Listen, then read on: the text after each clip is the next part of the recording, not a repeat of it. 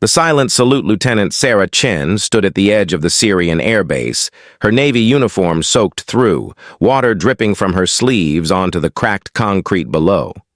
The bucket lay at her feet, and the 3 men who'd thrown it stood behind her, laughing. But she didn't turn around.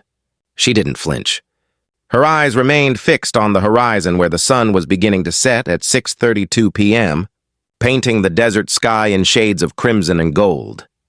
"That's what happens when you think you can give us orders," one of them muttered in Arabic, not realizing she understood every word.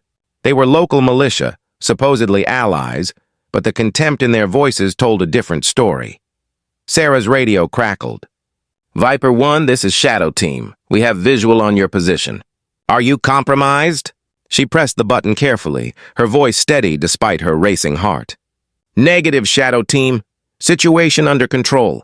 Proceed as planned."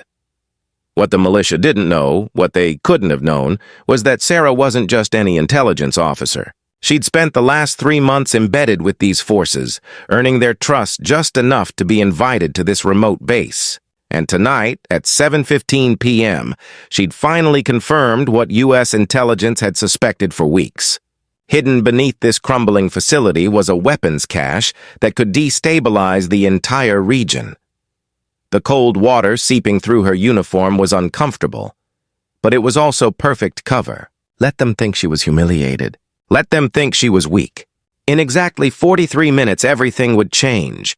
Master Chief David "Hawk" Hawkins watched through his scope from 800 meters away, his jaw clenched. He'd seen them throw the water, seen Sarah standing there taking it. Every instinct screamed at him to move in, to extract her immediately. Beside him, his SEAL team waited in the darkness, their faces painted, their weapons ready. "Chief, we can take them now," whispered Lieutenant Rodriguez. "3 hostiles, clear shot." "Negative," Hawk replied, though it cost him. She gave the signal. "We wait." He'd known Sarah for 5 years, had trained with her, trusted her judgment more than anyone else in the field. If she said the mission was still on, then it was still on. But watching her stand there, alone and vulnerable, made his finger hover dangerously close to the trigger. Sarah began walking toward the main building, her wet boots squelching with each step. The militiamen followed lazily, confident they'd put her in her place. She counted her breaths, staying calm. 1, 2, 3. The heavy metal door creaked as she pushed it open, and the temperature dropped 10 degrees inside the concrete structure. "You should leave," one of them called after her. "Go back to your American base before you embarrass yourself further."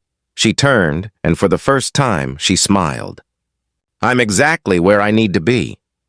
The confusion on their faces would have been amusing in different circumstances. Sarah reached into her pocket, slowly, carefully, and pulled out what looked like a standard ID card. She placed it on a scanning device near the door, something they'd all walked past 100 times without noticing. The entire building shuddered, deep beneath their feet. Explosive charges she'd carefully planted over the past month began a timed sequence. Not enough to kill, not enough to destroy the base itself, but perfectly calibrated to collapse the underground tunnels where the weapons were stored. Sarah had studied the blueprints, mapped every structural weakness, calculated exactly how to neutralize the threat without civilian casualties. "What did you do?" The militia leader's hand moved to his weapon. "Saved a lot of lives," Sarah said quietly. Then her radio crackled again, and this time it was different. This time it was the sound she'd been waiting for. The roar started as a distant rumble, growing louder with each second. The men looked up, their faces draining of color as they recognized the distinctive sound of jet engines. A Russian-made Su-24, unmarked but unmistakable, screamed across the sky at 7:58 p.m., flying lower than any aircraft should in hostile territory. But Sarah knew the truth. That wasn't an enemy pilot. That was Captain Elena Volkov, a Russian officer who'd been secretly feeding intelligence to the U.S. for 2 years, risking everything because she believed some weapons should never be used. The flyover was her signal, her way of saying the external threat had been neutralized. As the jet's shadow passed over them, Sarah heard new sounds, boots on concrete, commands in English. the precise movements of a SEAL team executing a perfect extraction. Hawk appeared beside her like a ghost, his weapon trained on the militia members who now had their hands raised. "You're late," Sarah said, her lips quirking into a genuine smile. "Had to wait for the right moment," Hawk replied. "You know how I love a dramatic entrance."